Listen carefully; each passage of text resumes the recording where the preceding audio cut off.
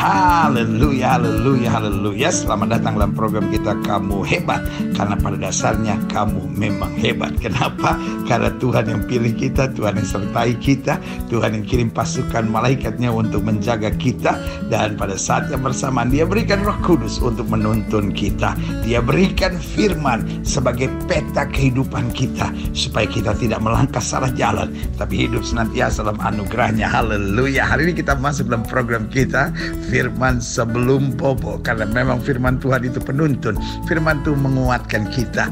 Bahkan Alkitab ajarkan ketika Yesus menghadapi pencobaan dari kegelapan, Yesus hanya berkata, ada tertulis, ada tertulis, ada tertulis. Berarti jelas Alkitab bilang manusia hidup bukan dari roti saja, tapi dari setiap firman yang keluar dari mulutnya Allah. Berarti firman Allah adalah kehidupan, firman Allah adalah kekuatan. Tapi pada saat yang bersamaan firman Allah juga senjata buat kita untuk menghancurkan musuh. Nah, saudara yang kasih dalam Tuhan, dalam program Firman Sebelum Bobo hari ini kita masuk dalam pemahaman yang luar biasa tentang 33 kunci untuk membangun keluarga dalam suasana sorga. Saudara yang kasih dalam Tuhan, ini penting. Ada banyak orang pikir membangun keluarga sekedar pokoknya saya suka, dia suka, kita kayaknya sepakat, kita kayaknya saling cinta, ayo kita bangun pernikahan. Saudara yang kasih dalam Tuhan, pernikahan seperti itu saya beri nama pernikahan yang rapuh, karena ini hanya didasari pada suka. Tapi saudara yang kasih dalam Tuhan, pernikahan adalah sebuah perjanjian. Karena itu Alkitab bilang dari satu kesatuan ilahi akan lahir keturunan ilahi. Karena itu Alkitab dengan tegas bilang apa yang dipersatukan oleh Allah tidak bisa diceraikan oleh manusia. Berarti ini bukan sekadar perjanjian, tetapi juga perjanjian yang kekal. Orang dunia saja dapat mengerti bahwa kita akan sehidup semati. Apatah lagi kita yang mendasari pernikahan kita pada janji Tuhan. Maka kita percaya pernikahan adalah perjanjian kekal yang penuh kebahagiaan, penuh kesukaan, dan penuh berkat Tuhan. Haleluya. Kiranya lewat firman ini setiap saudara menerima berkat-berkat Tuhan. Haleluya. Haleluya, haleluya, haleluya. Jemaat yang diberkati Tuhan, this is a very, very special day. Ini adalah hari yang sangat spesial. Ini hari terakhir saya untuk menyampaikan firman dari tanah perjanjian Yerusalem, dari tempat tinggi di pemandangan yang indah. Saya bukan lagi ada di gunung Olive atau Mount of Olive atau gunung atau Bukit Zaitun, saudara. Sekarang saya ada di Tayelet. Tayelet adalah salah satu bagian di jantung kota Yerusalem yang dapat melihat seluruh pemandangan Yerusalem yang indah. Haleluya. Nah, saudara yang kasih dalam Tuhan, sekarang kita masuk pada kunci ke-19. Apa kunci ke-19? Be ye angry and sin not. Nah, itu yang akan kita bahas hari ini. Masih dalam pembahasan kita 33 kunci untuk membangun keluarga dalam suasana sorga. Hari ini kita mau sama-sama lihat dari Mazmur pasal 4 ayat yang kedua sampai ayat yang ke-6. Mazmur pasal 4 ayat 2 sampai 6, demikian firman Tuhan. Apabila aku berseru, jawablah aku. Artinya apa? Dalam rumah tangga masalah itu biasa, tetapi masih ada Tuhan. Sama-sama bilang sama saya, masih ada Tuhan. Sama-sama bilang sama saya, masih ada Tuhan. Jadi dalam rumah tangga masalah itu biasa, tetapi jangan berseru kepada orang. Jangan curhat kepada sembarangan orang. Ada banyak orang misalnya curhat sama teman kantornya, ya kan? Jangan pernah curhat sama orang yang senasib dan sepenanggungan. Kebetulan dia juga ada masalah. Curhat, mula-mulanya curhat. Nah, lama-lama selingkuh, saudara-saudara. Nah, ini bahaya. Makanya Alkitab bilang, apabila aku berseru, jawablah aku, ya Allah yang membenarkan aku. Artinya apa? Saudaraku yang kekasih dalam Tuhan, kita diingatkan bahwa kalau kita berseru kepada Tuhan, maka ada Tuhan yang akan menjawab, ya Allah yang membenarkan aku. Di dalam kesesakan, Engkau memberi kelegaan kepadaku. Amin.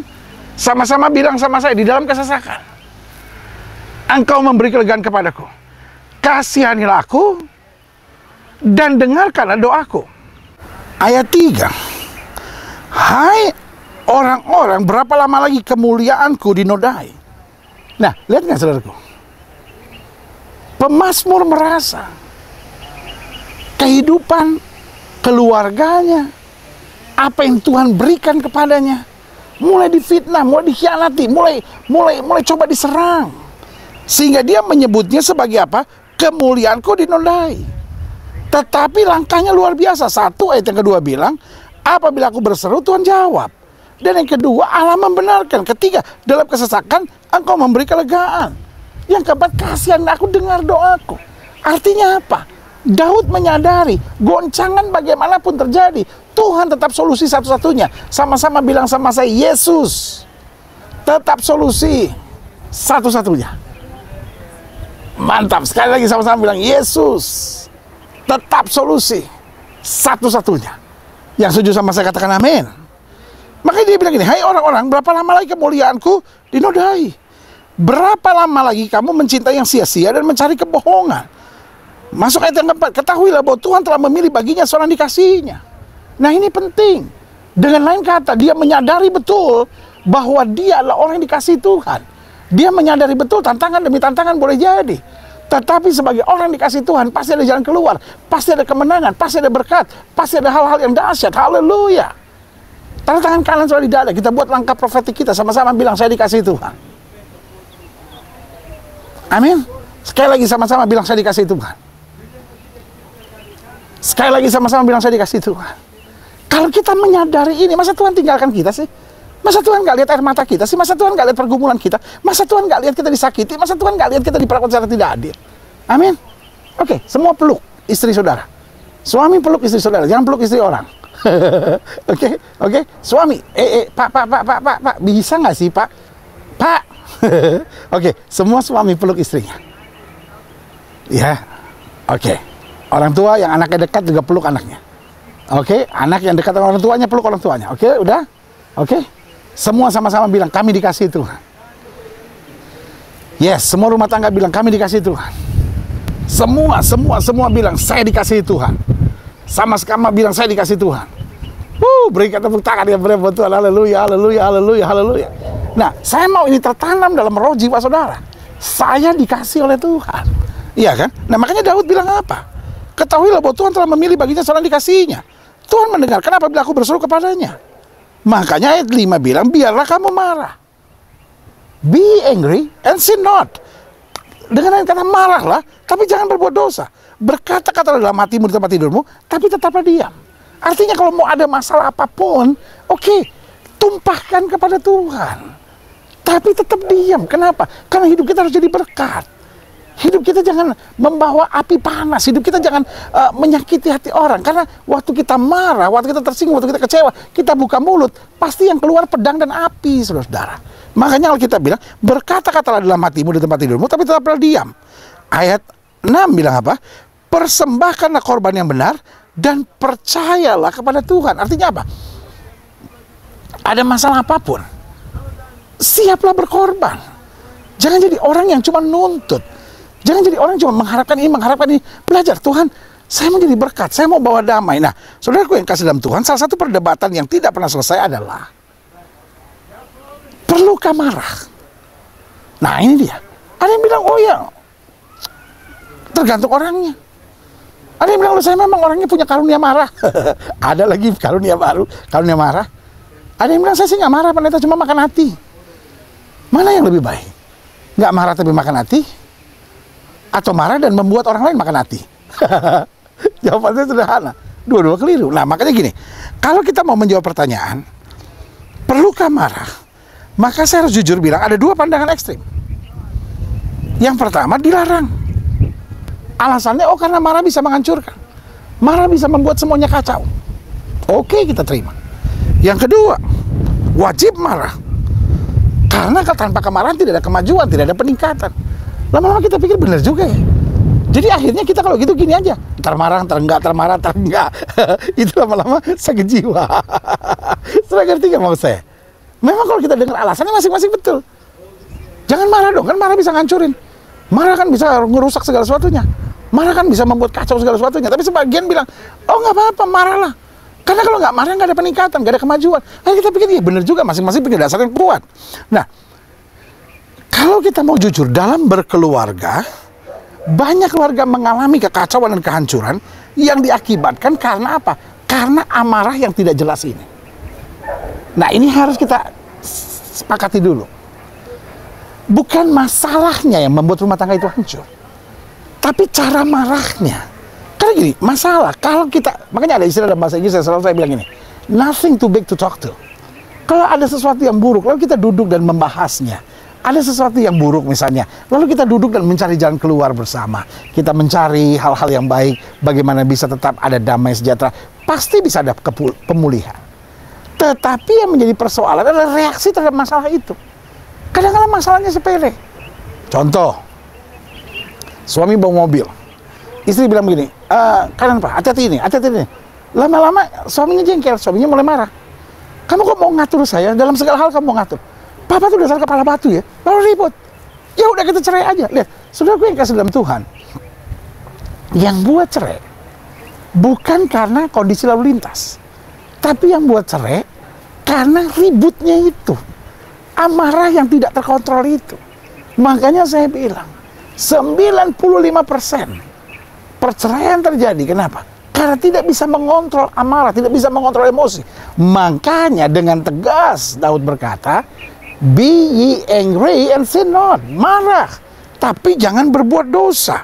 Nah, saudaraku yang kasih dalam Tuhan, jadi saya catat di sini, dalam berkeluarga kalau mau jujur, banyak keluarga mengalami kehancuran, kekacauan, bahkan akhirnya perpisahan yang diakibatkan karena amarah yang tidak jelas. Mungkin saudara menatap saya dan berkata, pendeta ini punya istilah yang aneh-aneh aja. Adalah amarah yang tidak jelas. Berarti ada dua dong pendeta, ada amarah yang tidak jelas, ada amarah yang jelas. Oke, kita kupas dulu apa sebetulnya amarah yang tidak jelas. Marah yang tidak jelas, pakai bahasa saya bilang marah tektok. Apa itu marah tektok? Seorang yang menjadi marah bukan karena situasi, namun akibat persoalan tertentu. Contohnya gini, dia lagi jengkel sama suaminya, iya kan? Tiba-tiba suaminya pulang, suaminya baru, misalnya sederhana aja mah, ada nasi goreng nggak? Kamu pikir saya babu apa di rumah ini? Suaminya bingung, masa saya tanya, minta nasi goreng aja diribut. Atau suaminya bilang, sorry sayang, hari ini saya pulang mungkin jam 11 malam karena ada meeting di kantor gini. Kamu tuh ya, cuman mikirin meeting kerjaan aja dipikirin, kamu nggak pikirin. Suaminya bingung, kok cuman omongan sederhana kok jadi ribut. Nah, ini yang saya bilang marah tektok, karena sesuatu. Atau mungkin ada wanita-wanita tertentu misalnya ketika mengalami masa menstruasi atau mengalami masa-masa setelah menstruasi, apa yang terjadi? Dia mulai jadi orang yang cepat marah gitu. Suami juga bingung loh, kenapa dia marah-marah. Oke, suami harus ngerti betul, tapi suami nggak pernah ngalamin, jadi nggak ngerti, saudara. Jadi bingung sendiri loh, kenapa dia ribut ya? Kenapa dia marah-marah ya? Nah, ini yang saya bilang marah yang tidak jelas, marah yang tektok. Nah, ini kalau nggak ditangani dengan kesabaran, kalau nggak ditangani dengan pemahaman, kalau nggak ditangani dengan pengertian, akhirnya ribut. Kenapa? Karena suami ngerasa, loh saya kan nggak salah. Ingat, marah itu harus karena pasangan kita salah. Marah itu bukan karena tektok, karena sesuatu menjengkelkan di rumah, karena sesuatu menjengkelkan di kantor. Itu contoh sederhana. Suami mungkin lagi jengkel karena kecapean. Tiba-tiba istri cuma sederhana, Pak, beras habis. This is normal. Istri kasih tahu suami beras habis. Ya mungkin menurut suaminya waktunya nggak cocok. Tapi kan nggak usah marah. Sayang, saya baru pulang lelah, boleh nggak saya istirahat dulu? Nanti saya pikirin gimana caranya beli beras. Tetapi ini apa yang terjadi? Ketika istri bilang, Pak, beras habis. Wah, kamu disemprot langsung. Istri juga kaget. Kan saya cuma kasih tahu, kok jadi ribut. Nah, ini yang saya sebut marah-marah yang tidak jelas yang menciptakan persoalan. Suami mungkin perasaannya lagi penuh dengan persoalan apa kali, lagi bingung apa kali, lagi ada target apa kali yang belum tercapai. Tiba-tiba istri nanya sesuatu aja. Pak, ini udah diberesin belum? Kamu tuh ya nuntut suami terus, nuntut suami. Loh, suaminya juga kaget, loh kenapa begini? Nah, saudaraku yang kasih dalam Tuhan, lihat, banyak persoalan terjadi karena yang saya sebut marah tektok ini. Yang kedua, marah amburadul. Wih, apalagi itu pendeta marah amburadul? Marah amburadul adalah seorang yang jika menghadapi sebuah keadaan yang tidak disukai, langsung semua menjadi objek kemarahannya. Jadi kalau dia menghadapi sesuatu yang dia nggak suka misalnya, ya kan, makanan di rumah misalnya nggak enak aja, tiba-tiba semua diomelin, semua dimarahin, dia juga kaget. Loh, anak-anak bingung kenapa papa marah-marah. Tinggal mama bilang, lagi angin timur kata. Iya kan? Jadi marah tergantung perasaan hati. Jadi kalau ada objek yang dia nggak sukai aja, keadaan aja yang dia nggak sukai, ya kan? Yang saya sebut, seorang jika menghadapi sebuah keadaan yang tidak disukai, langsung semua menjadi objek kemarahannya. Kucing lewat di depan rumahnya aja dimarahin. Kucing kenapa lewat? Ih, kucingnya bilang meong. Ngerti nggak maksud saya? Ya kan? Nggak usah ketawa-ketawa Pak, sadar lu kadang-kala begitu. Bu, jangan cuma amin-amin, lu kadang-kala begitu. Jadi marahnya amburadul gitu. Gak ada dasarnya kenapa dia marah. Cuman pokoknya satu aja ngejengkelin semua. Dia lagi jengkel sama pembantu, suami dimarahin, anak dimarahin, iya kan? Sampai sampai ada apa itu namanya, salib di rumah. Yesus pun dimarahin, ngapain di atas itu? Pak, Bu, bertobat, ya kan? Yang ketiga, marah yang saya sebut marah bablas. Apa itu marah bablas? Seorang yang jika menjadi marah, menjadi tidak terkontrol. Cara marahnya, cara melampiaskan emosinya, serta pemilihan kata yang dipergunakan. Jadi ada orang diam-diam sih, tapi kalau udah marah, waduh, segala kebun binatang disebut, wow, pintu dibanting, barang-barang dibanting, Pak. Masih nyicil Pak, rumah juga jangan dibanting-banting. Iya kan? Pak, sorry ya, kalau kau marah banting-banting barang, kayaknya kau perlu bertobat ya Pak. Gak bisa kok hidup begitu Pak, bener ya Pak. Kok marah, gak usah banting sana, banting sini, jangan Pak. Itu nggak beres itu Pak. Itu yang saya bilang, marahnya kayak gitu tuh, marah yang udah bablas Pak. Ingat, marah tetapi jangan sampai gelap Pak. Marah jangan sampai dosa Pak. Marah jangan sampai, sorry ya pakai bahasa ini, dikuasai setan Pak. Marah boleh Bu, tapi jangan sampai dikuasai setan. Setiap marah keluar dari rumah, setiap marah banting barang, setiap marah lagi masak panci dibalikin semuanya. Ya ampun Bu, nggak bisa gitu Bu. Itu namanya setan menguasai engkau dalam amarah. Itu harus bertobat, ya kan? Selanjutnya, marah yang saya sebut marah tak jelas. Yaitu seorang yang jika dia marah, nggak ada kejelasan mengapa dia marah. Kadang-kadang gini, persoalan 2 hari yang lalu, tapi dia simpen.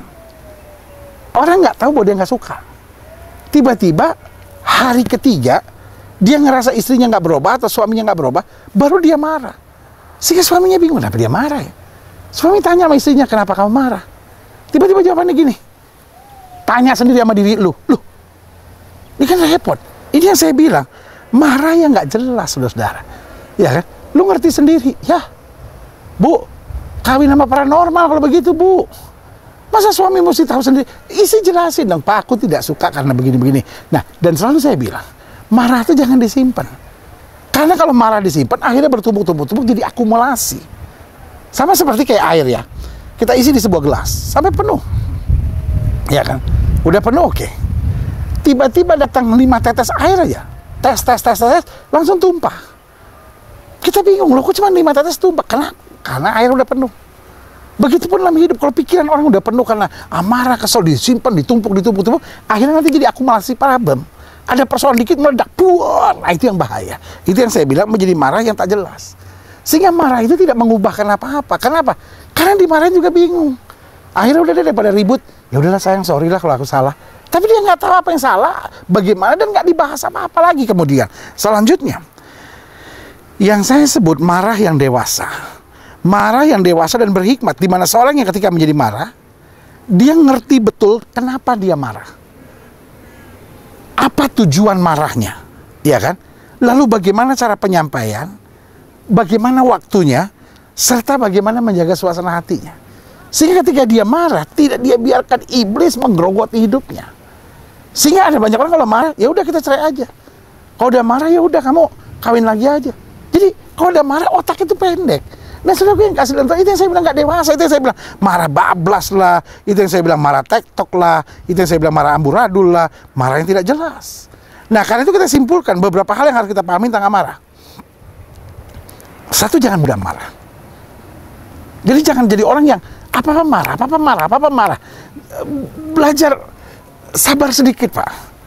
Bu, belajar sabar sedikit. Adik-adik muda yang pacaran, saya mesti tegaskan, apalagi yang masih jomblo-jomblo nih. Jangan cari pasangan teman hidup yang mudah marah. Jadi artinya gini, mendingan lo jomblo deh daripada kawin sama suami yang pemarah atau istri pemarah. Cobain aja, saudara-saudara. Tanya sama bapak lu tuh yang udah ngalamin. Iya ya. Makanya dari masa pacaran jangan cuma, oh dia ganteng, oh dia cantik. Nah. Kenali dulu betul-betul. Iya kan? Sifat karakternya gimana? Karena orang bisa saja menikah karena penampilan, tetapi orang akan mempertahankan pernikahan itu dengan karakter. Kalau dia tukang marah, apa marah, wah bahaya saudara. Jadi satu, jangan jadi orang yang mudah marah. Kendalikan juga emosi saudara, ya kan? Kalau marah, udahlah saya mesti ngerti suami saya, sudahlah saya mesti ngerti istri saya. Lalu belajar kuasai diri. Makanya Alkitab bilang, kuasai diri jadilah tenang. Alkitab bilang, tinggalkan panas hati dan buanglah amarah itu, ya kan? Yang kedua, jangan menjadi gelap. Alkitab bilang, jangan pada matahari, ya kan? Sebelum hilang amarahmu, ya kan? Artinya gini, jangan sampai kegelapan menguasai dulu, baru engkau sadar gitu. Jangan. Artinya meskipun marah, jangan sampai gelap mata. Meskipun marah, otak tetap harus ada. Kalau sampai udah gelap mata, masuk kamar, berdoa, minta ampun sama Tuhan. Jangan tumpahkan. Karena kalau sudah tumpahkan, pasti api dan pedang yang keluar dari mulut saudara. Jelas ya sampai sini. Jadi yang pertama, jangan mudah marah. Yang kedua, jangan menjadi gelap ketika engkau marah. Ketiga, jangan marah sambil baper gitu. Jadi engkau marah sebetulnya bukan karena kondisi, engkau marah bukan karena situasi, tapi engkau marah sebetulnya karena kebawa perasaan. Ya kan? Kenapa? Kalau apa-apa baper gitu, apa-apa kebawa perasaan, apa-apa baper gitu. Repot saudara. Jadi orang rumah cuma jaga-jaga, aduh, mudah-mudahan hari ini perasaan bini gue lagi nyaman gitu. Mudah-mudahan hari ini perasaan bos gue lagi aman di kantor.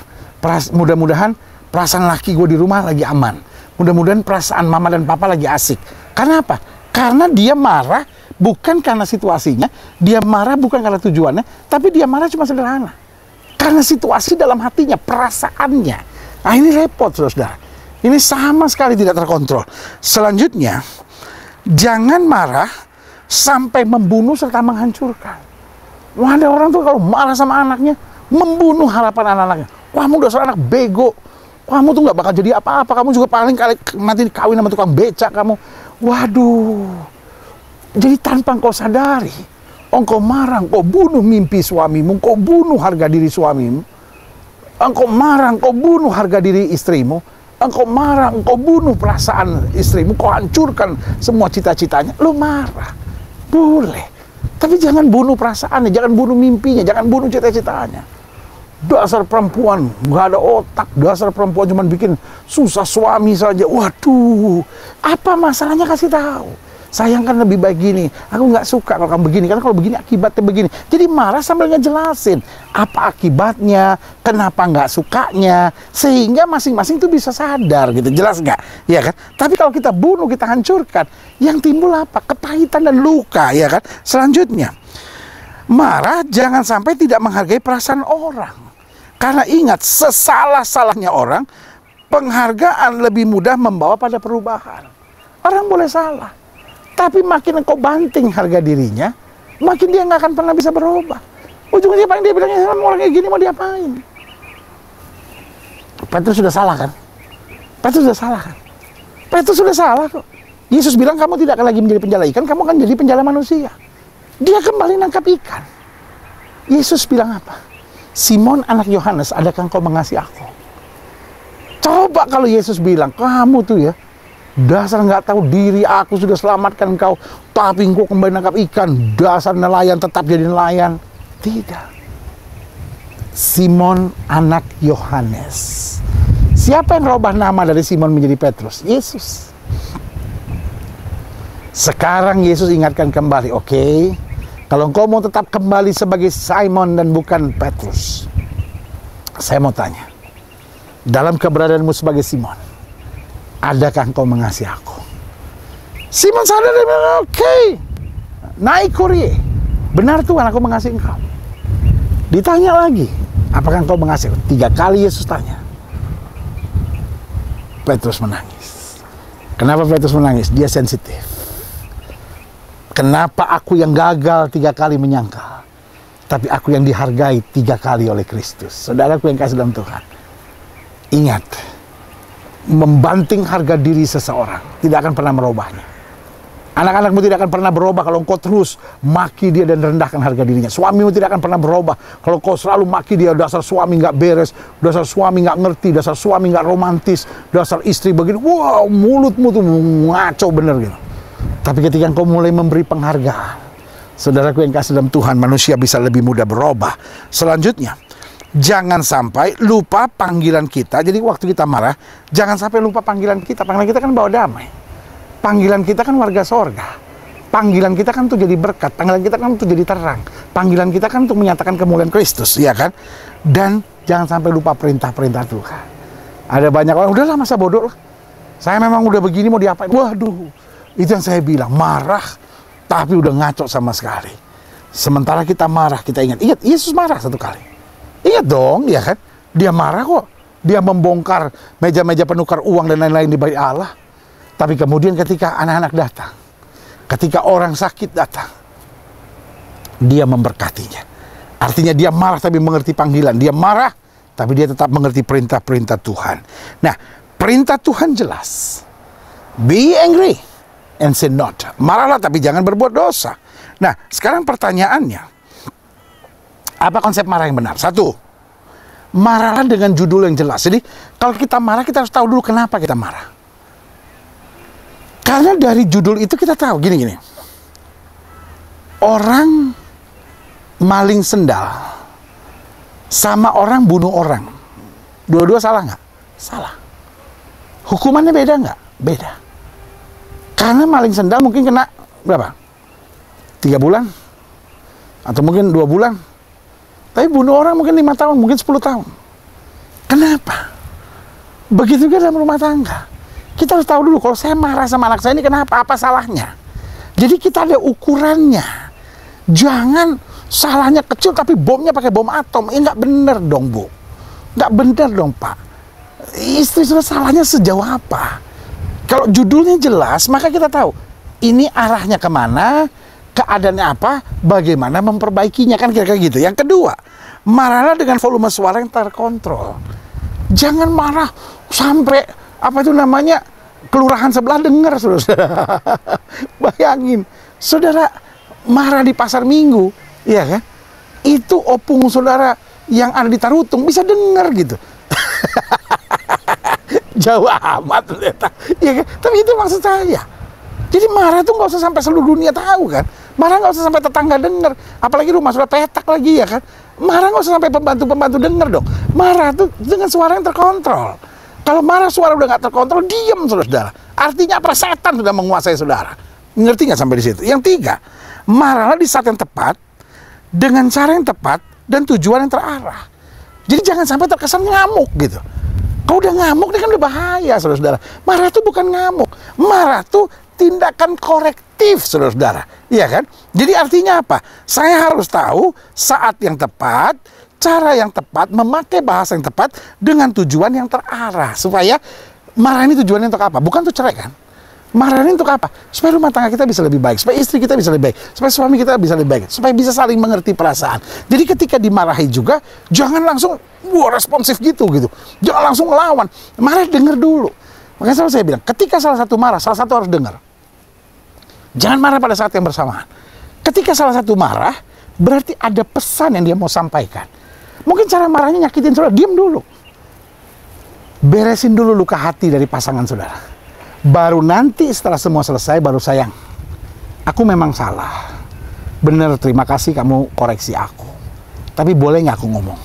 Lain kali, kamu boleh nggak marah, nggak usah bilang goblok ke saya.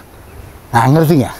Jadi jangan ketika suami sudah marah, istri langsung berpikir, apa yang saya bisa buat untuk balas? Jadi akhirnya, saya nggak salah, tapi saya bisa itu dan kacau itu.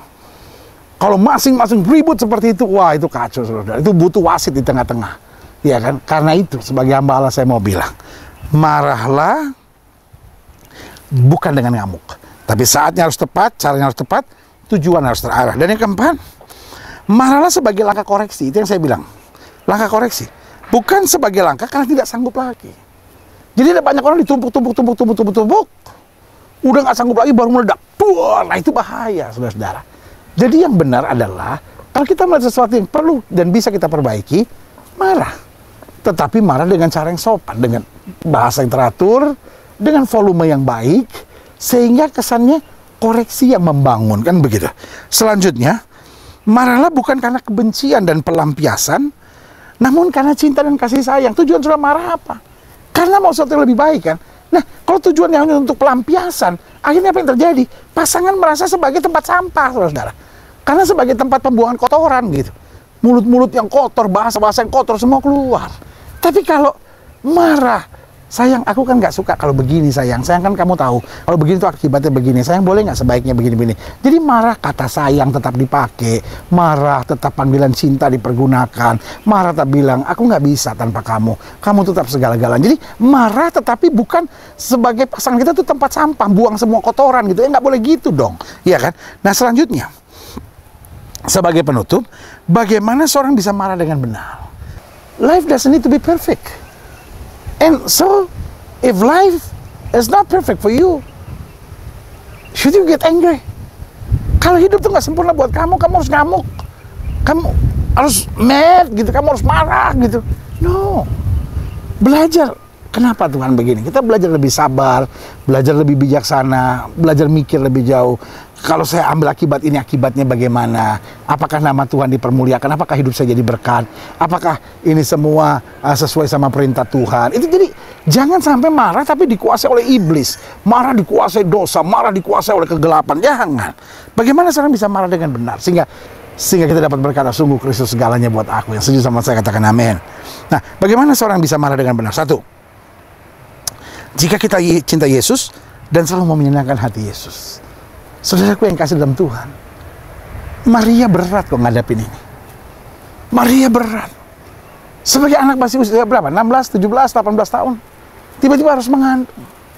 Tetapi ketika matanya tertuju kepada Yesus, matanya tertuju kepada Allah, dan tujuan hidupnya hanya untuk menyenangkan hati Tuhan, maka dia lebih sabar. Beda sama Herodes. Herodes ruginya apa sih Yesus lahir? Cuman karena dengar, oh, ada raja yang baru dilahirkan, langsung pikirannya enggak. Langsung dia pikir, wah berarti kedudukan kerajaan akan diambil alih. Padahal dia baru lahir. Kalaupun diambil kedudukan kerajaan berapa sih? 25 tahun kemudian kan? Masih hidup atau enggak, Herodes juga enggak ketahuan, saudara. Tapi beda. Sikap Yusuf yang tadinya mau menceraikan Maria diam-diam, tapi karena tertuju kepada Allah, yang berkata kepada jangan takut mengambil Maria, sebab anak yang dalam kandungan adalah Roh Kudus. Maria dan Yusuf bisa sabar, bisa tenang, bisa kuasai diri. Kenapa? Memandang Tuhan. Tetapi Herodes sebaliknya marah, saudara. Dan marahnya jadi ngamuk. Marahnya dikuasai iblis. Semua anak di bawah 2 tahun, bantai semua. Saudaraku yang kasih dalam Tuhan. Berarti berita Natal juga berbicara bukan hanya jangan takut. Berita Natal bukan hanya bicara damai sejahtera. Tapi berita Natal juga berarti kalau saya tidak takut dan saya dikuasai oleh damai sejahtera, berarti saya jadi orang pemaaf, bukan pemarah. Saya jadi orang pendamai dan bukan pemarah. Saya jadi orang yang sabar dan bukan pemarah. Saya jadi orang yang bisa menguasai diri dan bukan pemarah. Mungkin ada yang pernah mengkhianati saudara, mungkin ada hal yang menyakitkan buat saudara. Tapi belajar dong jadi orang pemaaf. Belajar dong jadi orang yang menguasai diri. Belajar jadi orang yang lebih sabar. Yang kedua, bagaimana seorang bisa marah dengan benar? Jika kita bukan berkepribadian sempit dan cupat. Herodes saya beri nama berkepribadian sempit dan cupat. Beda sama raja-raja dari timur. Orang-orang Majus yang sengaja justru berkorban dan mau datang. Kenapa? Karena Yesus, karena Allah, karena firman. Tapi beda dengan Herodes yang berpikiran sempit dan cupat. Wah, jangan-jangan nanti kerajaan saya diambil alih, nanti begini. Wah, saudaraku. Hari ini sebagai hamba Allah saya ingatkan. Jangan sampai roh-roh Herodes menguasai kita. Dalam nama Yesus. Banyak pelayanan gak bisa damai. Kenapa? Ada orang-orang pemarah di dalamnya. Karena pemarah mendatangkan pemberontakan. Pemarah selalu membawa api kemana-mana dia ada. Di kantor, di pekerjaan. Pacaran putus ganti, ada roh Herodes dalam diri. Jiwanya pemarah. Bertobat dalam nama Yesus. Kenapa? Jangan jadi orang yang berkepribadian sempit dan cupat. Yang ketiga, bagaimana seorang bisa marah dengan benar? Jika kita hidup bertanggung jawab. Kenapa? Kita marah bukan melampiaskan dendam, kebencian, amarah kita. Tapi kita marah karena kita bertanggung jawab. Yesus marah karena dia bertanggung jawab. Rumahku harus disebut rumah doa. Kenapa kamu jadikannya sarang penyamun? Tapi Herodes marah. Kenapa? Karena tidak bertanggung jawab. Karena dia cuma mau yang penting saya, aku, dan diriku sendiri. Dan yang keempat, bagaimana seorang bisa marah dengan benar jika kita bukan seorang yang angin-anginan? Saudaraku, gereja menjadi berbahaya kalau di dalamnya ada orang-orang yang pelayanan tapi jiwanya angin-anginan. Sorry untuk ngomong ini. Keluarga berbahaya kalau ada orang-orang di dalamnya yang menyebut dirinya suami, istri, orang tua, atau anak-anak, tetapi jiwanya adalah jiwa yang angin-anginan. Tuhan mencari orang-orang yang jiwanya stabil. Tuhan mencari orang-orang yang jiwanya penuh dengan syukur. Tuhan mencari orang-orang yang jiwanya penuh dengan kesadaran bahwa Tuhan itu baik, bahwasanya untuk selama-lamanya kasih setianya. Saya undang pemain musik maju ke depan. Kita mau masuk dalam doa khusus. Ini minggu yang sangat spesial. Pertanyaan saya cuma sederhana. Masihkah roh Herodes kau biarkan ada dalam hidupmu? Masihkah kau biarkan roh amarah, kebencian, roh angin-anginan menguasai hidupmu? Masihkah kau biarkan roh yang sempit dan cupet sehingga kau hanya berpikir negatif dan tidak terima pada keadaan yang terjadi masih menguasai hidupmu? Setiap mata terpejam, setiap kepala tertunduk, setiap hati terangkat di hadapan Tuhan. Musik naikkan pujian ini dengan sangat lembut. Dan saudaraku yang kasih dalam Tuhan, sebagai gembala saudara, izinkan setiap kita bertanya dalam diri kita, adakah roh Herodes masih menguasai kita? Adakah roh amarah masih menguasai hidup kita? Adakah kita apa-apa gampang marah? Atau mungkin sudah korban amarah. Aduh pendeta, suami saya marah terus. Aduh pendeta, istri saya marah terus. Saya cuma ngalah. Aduh orang tua saya kalau marah kejam banget pendeta. Taruh tangan kananmu di dada. Atau mungkin hari ini kau berkata, saya tidak mau jadi troublemaker dimanapun saya berada. Saya gampang marah, saya gampang tersinggung, saya gampang kecewa. Tapi sekarang saya belajar jadi orang pemaaf, jadi orang yang pembawa damai, jadi orang yang membawa sukacita. Taruh juga tangan kananmu di dada, karena hari ini Tuhan siap mengurapi, memberkati, dan melakukan hal-hal dahsyat bagi hidupmu. Setiap seorang yang didoakan, yang taruh tangan kanan sudah di dada, buka hati. Kita berdoa, Bapa dalam nama Yesus. Kami belajar bagaimana Maria dan Yusuf menghadapi segala sesuatu dan lebih sabar, lebih menguasai diri. Sementara Herodes melampiaskan amarahnya. Karena itu hamba berdoa di dalam nama Yesus. Kalau ada dalam hidup kami yang memiliki roh-roh Herodes itu, kami patahkan dalam nama Yesus. Kami mau bertobat. Kami tidak mau istri kami tidak mau suami kami tidak mau anak-anak kami tidak mau orang tua kami tidak mau rekan pelayanan kami tidak mau anak buah kami tidak mau orang di sekitar kami, rekan-rekan kerja kami menjadi korban dari roh Herodes dalam diri kami. Tapi biarlah dalam diri kami ada roh Kristus, roh kasih Maria dan Yusuf yang belajar mengerti, belajar sabar, belajar memandang kepada Tuhan dalam segala sesuatu. Terima kasih Bapa, dari Yerusalem tanah perjanjian hamba ucapkan berkat dalam nama Yesus. Sehingga kami menjadi orang pemaaf, menjadi orang yang sabar. Kalaupun kami marah dengan teratur, dan kami marah tidak dikuasai oleh kegelapan setan dan roh iblis. Di dalam nama Yesus, di dalam nama Yesus, kami mau dekat dengan Tuhan, memandang Tuhan, dan hidup bersama Yesus senantiasa. Sehingga hidup kami menjadi damai dan membawa damai. Terima kasih Bapa. Terima kasih. Setiap saudara sekalian, jangan jadi pemarah, tapi jadilah pemaaf. Jangan jadi pemarah, tapi jadilah pembawa damai. Jangan jadi pemarah, jadilah orang-orang penyabar. Terima kasih Bapak. Hamba juga doa buat yang sakit. Semua saudara yang sakit, taruh tangan kanan saudara di bagian tubuh yang sakit. Bapak, firman-Mu berkata, dan percayakan teman tangan buat yang sakit disembuhkan. Dengan iman kami praktekkan firman Tuhan ini. Kami letakkan tangan kanan kami di bagian tubuh kami yang sakit. Kami tolak sakit penyakit, kami tolak kelemahan tubuh, kami tolak campur tangan kegelapan, kami patahkan kuasa di dalam nama Yesus. Hai setan sakit penyakit, kau tidak punya kuasa atas tubuh orang percaya, karena tubuh kami telah dibeli dengan harga mahal itu darah Yesus. Oleh darah yang tercurah tubuh kami lebay terkudus, bukan tempat penyakit. Kami perintahkan sekarang keluar dalam nama Yesus. Kuasa kesembuhan, berkat, mujizat mulai terjadi, karena kami percaya Yesus kami tidak berubah dulu, kemarin, hari ini, dan sampai selama-lamanya. Dengan iman kami nyatakan, oleh bilur-bilur Kristus kami yang percaya sudah dijamah dan disembuhkan Tuhan dengan kuasa yang luar biasa. Haleluya, haleluya, haleluya. Semua saudara yang sudah doakan untuk kesembuhan, sama-sama katakan bersama saya, oleh bilur Yesus. Dengan suara yang mantap, sama-sama bilang sama saya, oleh bilur Yesus saya sudah sembuh. Sama-sama bilang, oleh bilur Yesus saya sudah sembuh. Sekali lagi sama-sama bilang, oleh bilur Yesus saya sudah sembuh. Firman Tuhan katakan, apa saja yang kamu ucapkan, kalau kamu tidak bimbang tapi terjadi, tapi percaya itu akan terjadi. Terima kasih Tuhan. Terima kasih Yesus. Bapak terima kasih. Terima kasih Bapak. Apa yang Tuhan taruh dalam hati hamba sudah hamba sampaikan bagi umat. Hamba doa firman terima. Apa saja yang mereka kerjakan berhasil. Mereka nggak turun tapi naik. Mereka nggak jadi ekor, mereka jadi kepala. Hari-hari penuh mujizat menjadi bagian hidup mereka. Rumah tangga mereka diberkati, pekerjaan mereka dibuat Tuhan berhasil, usaha mereka penuh mujizat, masa muda mereka penuh pengalaman-pengalaman yang indah dengan Tuhan. Terima kasih Tuhan Yesus. Terima kasih Tuhan Yesus. Terima kasih Tuhan Yesus. Terima kasih Tuhan Yesus. Haleluya.